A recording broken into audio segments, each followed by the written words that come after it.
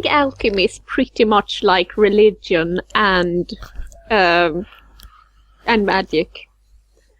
It's literally chemistry, though.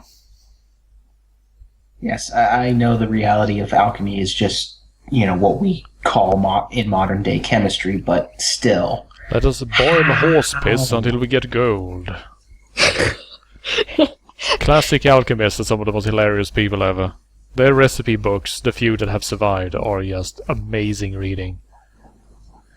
You have this guy that basically notes in his diary that he went around the entire town collecting potfuls of boy piss, and the boys had to be under 12 years of age because he believed that basically them maturing physically is what made the piss no longer have effect because his wasn't working. And what was he doing, trying to make out of this? Gold, of course. But Duh. Did it work? The diary would imply that it didn't. Oh, they were too old. Too old? Your piss won't even make gold. What are you, like 12? I do wonder though, because we do have gold in our bodies. So, if you had enough piss and distilled it, you if should we took be an able, ocean of urine. Yeah, you should be able to get some gold eventually. The problem is, of course, actually having enough gold to, pay for your food and lodgings while you were busy trying out your piss lake next to your house. Well, that's why you do it in secret, so nobody has to complain about the smell. Yeah, there's just this mysterious marsh that everyone's like, oh my god, that smells so terrible, what's going on out there? And there's just a mysterious man that smells like piss that lives out in the middle of the marsh and refuses to talk to anyone. And then one day he just runs into town all raggedy, his clothes are torn from years of hard labor, and he goes, finally! And he holds out his hand that are like a few grams worth of gold. It works! At least no one would steal his gold while working. This is a foolproof plan, I tell you. So where did you bury the gold after that? In the dried out piss pit. Goodness. Still, we do have the equipment necessary to extract gold from seawater, but the thing is that we basically figured out that we would have to be really desperate for gold before we actually went into that, because the electricity required to power the machines that do it would basically cost more than gold you get out of it by a factor of 6,000 or something like that. Oh god. Wow. So not really effective enough. So unless we can become more energy efficient, not happening anytime soon. Yep. Besides, aliens will probably just swing by and grab our gold anyway. They'll just beam that shit up. Oh, Well, no. they'll come by and go, you dare do something we have already done? No, ours. Sorry, Brad, we need that gold for reasons. What reasons? Fuck you, I'm an alien. Oh, god damn it. I will say the same thing the Reapers do in Mass Effect. Your intellect does not allow you to understand our motivations. By the way, our motivations is to destroy organicals before they build mechanicals to destroy organicals. It makes sense, see? Yeah, that was amazing. We need to eradicate you, or else you will be eradicated by machines. Is this Yeah. But ME3? you are machines, and you're eradicating us. It was the best story ever. It really made no sense. Is this ME3? Yep.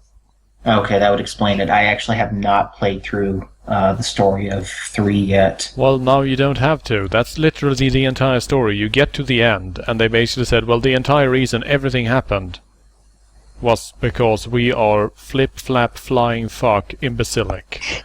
And then you get to pick either the red ending, the green ending, or the blue ending. Right.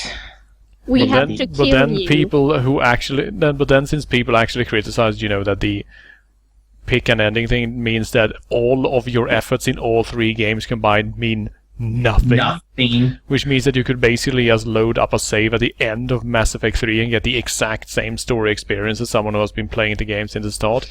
They went, oh geez, you entitled assholes, and so they are now pushing out a DLC that basically invalidates the story further. Which means that no, you didn't actually see an ending at all, because none of those endings were real. It's great. Fuck Wait, you for really? buying our game. I thought the what they put out ended up being a was supposed to basically be a closure thing. Since people felt like nothing was closed, they put out a free thing that was supposed to wrap things up, and it was a free DLC, but now they're putting something else out that basically completely invalidates all of that. The free DLC itself actually completely invalidated in a sense. Oh, okay. I wasn't sure. I have no idea what the actual DLC does, what it states. I have not actually seen that, but I've heard plenty of the crap ending from the quote crap ending from original ME3 ending. But as we all know, there was nothing wrong with the endings of Mass Effect 3. I mean, sure, they made no sense, they did not tie together anything that had been going up until that point, were completely nonsensical and basically equated biological life with Stardust because fuck everything. So if you didn't like it, or chose to not buy the game because you didn't like the ending, then, well, you're just an entitled asshole that should never be allowed to play video games. Shame on you, consumer, for not buying your game. Shame on you. How dare you? Oh yeah, in I'm Innovations. I remember hearing about that. What was it? Fucking God, I can't even remember his name now. Prothean guy? Yes, thank you, the Prothean. Who, hilariously enough, it noted was spoke with a slight Jamaican accent for some reason. Yeah, I only heard about him. I never actually heard his voice, so that's actually amusing. But yeah, and that's also basically an interesting thing to bring up, because, if you have the Prothean DLC, which, by the way, you could unlock in the base game as well, you could unlock him as playable, because it was literally just a boolean in the files. Mm-hmm. It was basically have Prothean DLC, and that was set to 0 if you didn't have it. So you set that to 1, you could bring him along on missions. Yeah, no, a lot of people are getting pissed about that nowadays. It's like, oh, the shit's already on the disc, it's just locked, and all you're doing is buying the code or software that goes into the code that changes it to say, oh, by the way, yes, I do have it. Yeah. But in any case, that just also adds a bit of frustration, because, it was supposed to be that you would get more plot information that would resolve some unanswered questions, but all you got was basically an arrogant dick of a character that gave you these horrifically floating and non-definite answers to the very, very, very few questions that Shepard could think to ask. So, which weren't that many, yeah. and they were crap questions to begin with, I'm sure. And then it didn't actually matter in the end, since, as mentioned, once you get to the ending of Mass Effect 3, congratulations, nothing you have done up until this point matters in any way. Nothing. Yeah. It could have been anyone entering this room. Seriously. If one of the Marines in the ending had managed to get there and Shepard had failed, well, it would not have changed anything.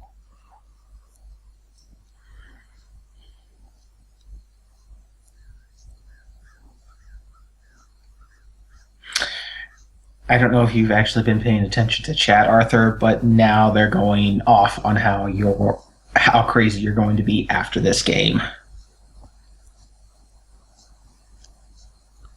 Now that you've beaten Secret of Magic Crystals, what will you do next? I'm going to Disneyland. Then I'm going to use an axe to murder all their horses. Ha ha! See, I think all the horses that we need to level up are leveled up except for the level 3 that we're currently dealing with. Yes. Yep. And then we will get level 4 horses. Yes. And then we level that level 4 up, and that'll get us to level 5. Then we level that up, and we'll be done with Isis horses. Yep. Oh, great. I hope you're not supposed to send them into a volcano. That would be pretty mean.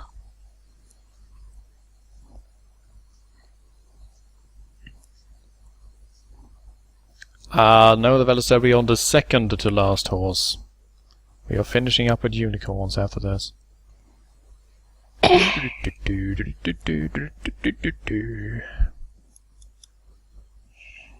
dear.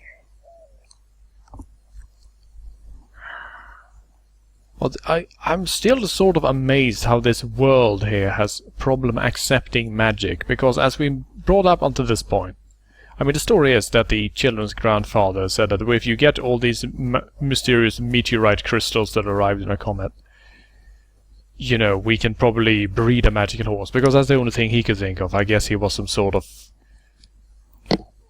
just equine lover. He just thinks about horses all day. It's like, these crystals have magic power. I know. Let's use them for horses. But anyway, the scientific community decries the existence of magical horses. Because you see, fire steeds, ice steeds, unicorns, pegasi, and demon horses are completely ordinary. I mean, those are just what horses are. And, you know, actually going into the Valley of Death itself and visiting the God of Death, that's also perfectly ordinary. That's just something you do. But magical horses, I don't know. That's not entirely scientific. We have to draw the line somewhere, and magical horses is just a little too much. So you have a crackpot theory. You're crazy. Have fun being ridiculed for the rest of your life. Yep. Oh, and your entire family too, cause. Yeah. So basically, the entire plot of this game is basically that we are mad scientists with a bent for breeding horses that are going to show them all by claiming all 5 of these super mysterious magical crystals that descended from the sky and not letting anyone else have them, because horses are great. Yay!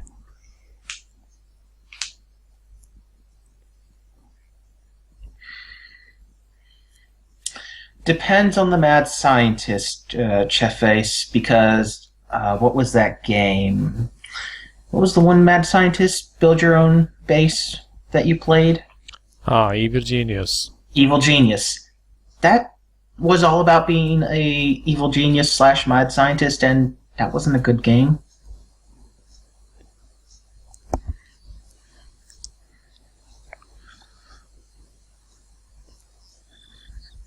Right. 2 more training sessions. You can do it. I believe in you. Level 4, so then we need only to train up a level 4 and train up a level 5, and then we're done.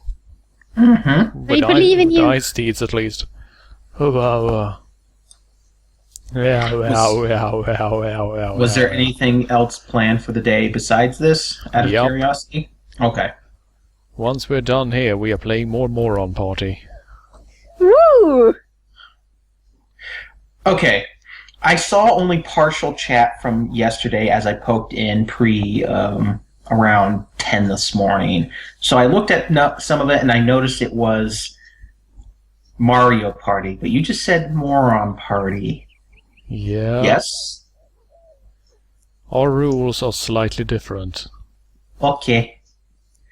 Okay.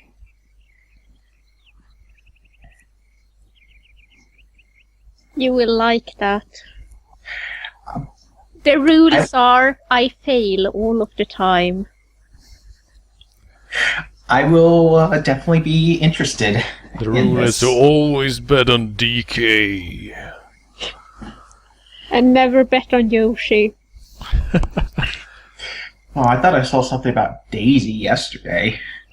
Yeah, actually Daisy pulled the hypest shit yesterday. Holy crap. Yeah, because I was, like I said, I saw the last few messages, and suddenly, I saw all this nonsense about, like, oh, by winning that last mini game, Daisy's now won. Something about everyone voting for Daisy or betting on Daisy, something like that. It's just like, wait, what? The Valley's I dead. missed If you something. want to know what Daisy did, the videos are actually already up on my YouTube account, so check out episode 3 of Moron Party, because goddamn, I mean, seriously, had it been human players playing, I would have been impressed by the tactical gameplay display. And also you might want to watch the first 2 minutes of the second episode as well, because DK gets the fastest star I have ever seen in any Mario Party game ever. Let me guess. Someone gets a star, drops it right in front of him, and he lands on the star immediately. It's even worse than that. Seriously, actually, mute your mic, start up the second Moron Party video, and skip to where the game starts, basically. Okay, I will do that. I can basically advise the people currently watching to do that as well. Actually, if you're watching the horse videos and you haven't seen the Moron Party videos, then what the hell are you doing? I mean, seriously, by the time this video goes up on YouTube, there should be like 15 episodes of Moron Party uploaded already.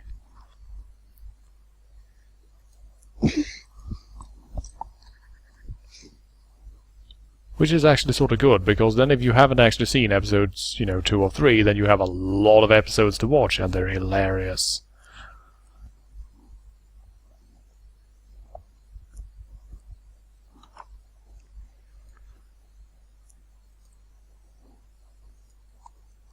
There we go.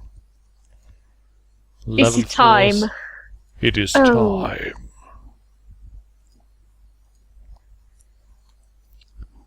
Time to play a game of disappearing horses. Mm.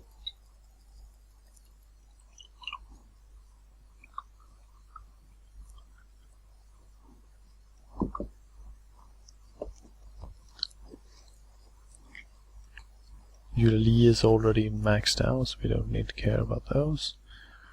And then there's Shudwa. No, it doesn't quite work.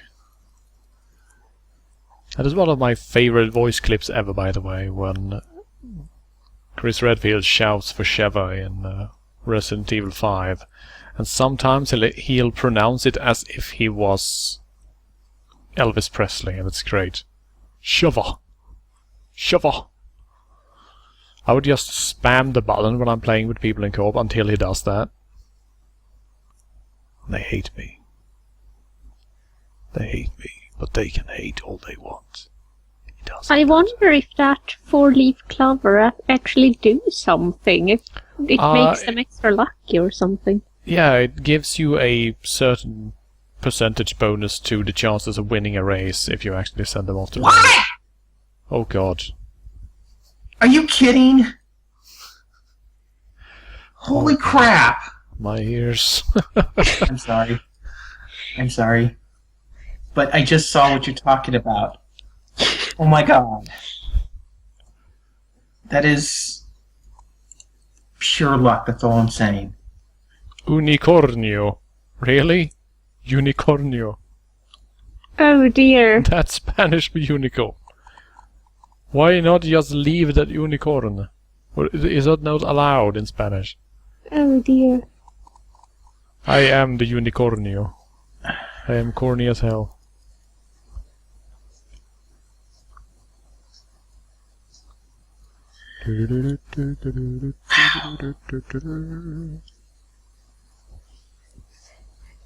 Oh dear.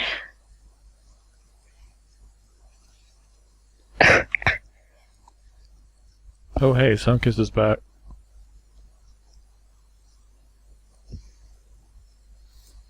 Right, so I'm just basically grabbing some unicorns ahead of time. Just grabbing some unicorns. Prepping. Yep, prepping them unicorns. Because we just need to train up the second four, right? Yep. Okay. Then Second we four. get rid of the force, which means that we can actually have 4 unicorns in training while we are training the level 5 Ice Seed, which we'll cut down on the next horse stream. Mm-hmm.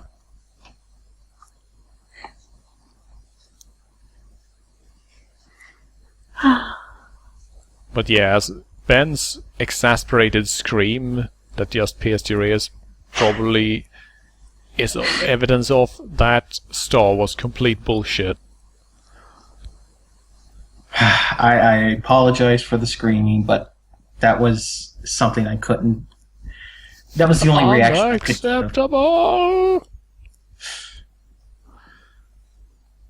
No, I watched Moron Party 2, Chef Face, the very beginning, and saw DK get a star on his first move. Yeah, actually, what is the timestamp for that star? Could you... Oh, I actually closed it, but it was around 7 minutes.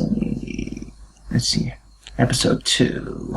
Yeah, I mean, it's in the first turn of the game. It's the basically right at the start of the actual gameplay. 7 minutes, 7.5 minutes is about the best start point. Yeah, somewhere around because that's pretty much when you're done mucking with the options. there. Yeah. And if you want exact time, 7:37 is when he's moving onto the space. So there you And go. the magic happens. Mm-hmm. But Mag- 7:30 is the best start point.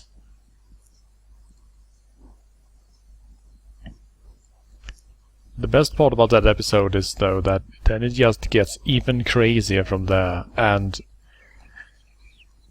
I'll I will just have to. say that who wins is completely 100% unfair.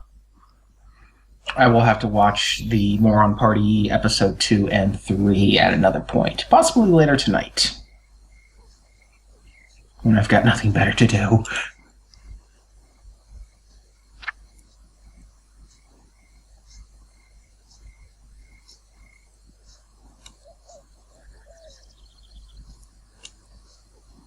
Jumping horses. Oh god. Well, they didn't jump there. Bonk.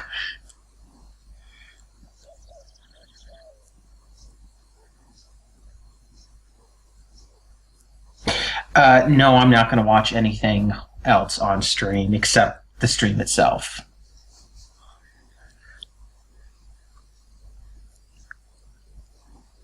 And I had actually I had muted my mic for initial watching. I unmuted for my reaction. Yeah.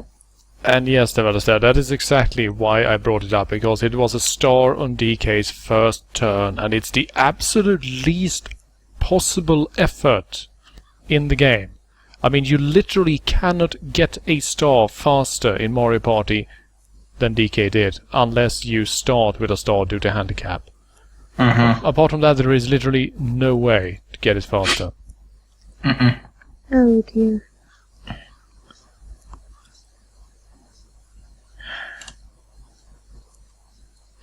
And to think, you were DK before you switched everything. It was meant for me. But yeah, I should have figured that's what you guys do for Mario parties, because that at least gives it some there's some fun to that. Yeah, the thing is that Blood Graveling originally thought that I would be playing against 3 easy AIs, so he bet on my character. Oh, I'm And sure. then I switched that character to easy AI also, and he basically went, oh. Fuck. There goes my money. Yeah. So far, actually, no one has more than one correct bet, which is sort of hilarious. I think we have 6 people who's got 1 right after 3 games.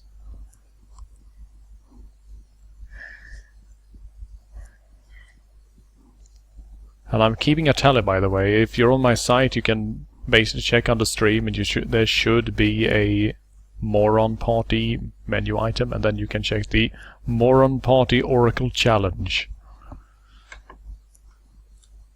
Who has the best powers of prediction when it comes to Moron Party?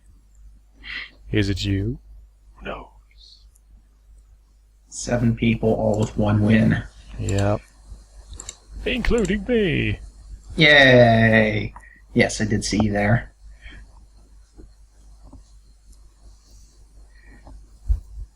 So, do you take the bets at the very beginning of the game? Yeah, basically the stream chat gets to pick the characters, and then once the characters are picked out and standing there, and it's basically in the pre-game, everyone places their bets, we note it down, and then we just let the AI run wild. And have a grand old time watching them fail so hard. And from time to time, pull off the most amazing, hypest shit. Like what Daisy apparently did last night. Yeah, or the winner of the second match, who managed to get a double star-changing chance time. Wow. So did you play 2 games last night? 3 matches, actually. Okay, so all 3 of the moron parties were last night. Yup. Okay. I'm kind of surprised you're doing Mario Party 3 and not 2, because everyone claimed 2's the best. Well, they're silly, because 2 doesn't have Waluigi and Daisy. Fair enough. They're like the best characters. I mean, what the hell? How can you play Mario Party without Waluigi? Jeez. Easy, you just don't select him. But that is not allowed, TM. Well, maybe not in your games. There is a law, you see. In Sweden? Everywhere. It's international law, recognized by the UN.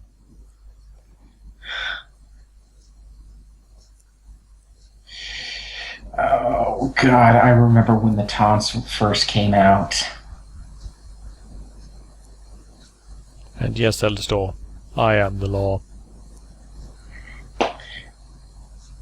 You know, I am slightly... Speaking of that, I am slightly curious on how horrible the remake of the movie is. It's not a remake, it's a completely different movie script.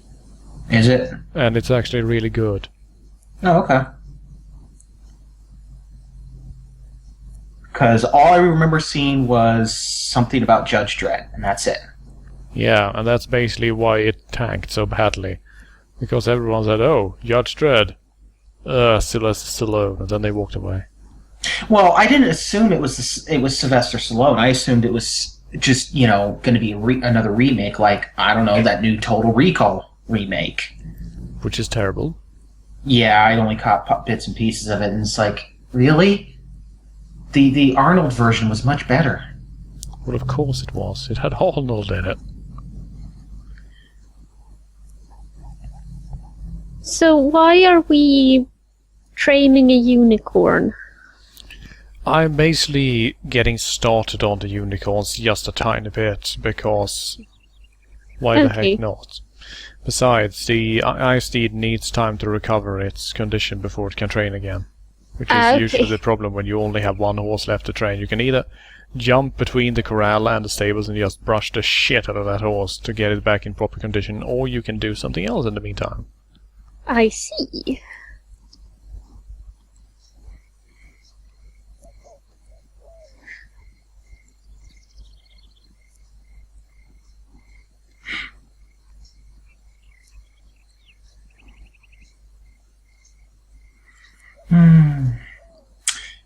And now I apparently got people talking about bad movies. Hey now. All they're saying is that the Sylvester Stallone version of Judge Dredd is hilariously bad, because it has pretty much nothing to do with Judge Dredd whatsoever. I've never actually looked into Judge Dredd beyond that movie, I hate to admit. So you haven't actually read the Judge Dredd comics? No, sir. You should get time in the cubes for that. But I guess I'll let you go this time. And Lurkopter's bringing up something else. I actually have not read the Starship Trooper book, although I would like to at some point. It's way different, I understand that. There are several things that they had to change. because my father actually read it and mentioned several of the differences back when it first came out. Around Badass that time. armored suits, motherfucker. Also, that Dizzy was supposedly a guy, not a chick in the book, and the guy that gets killed is not killed in the way it does in the movie. He's apparently killed on a march or something like that. He's like left to die or something. I forget the exact details, but yeah, and the book hammers down that the entire world is more fascist than the movie makes it out to be.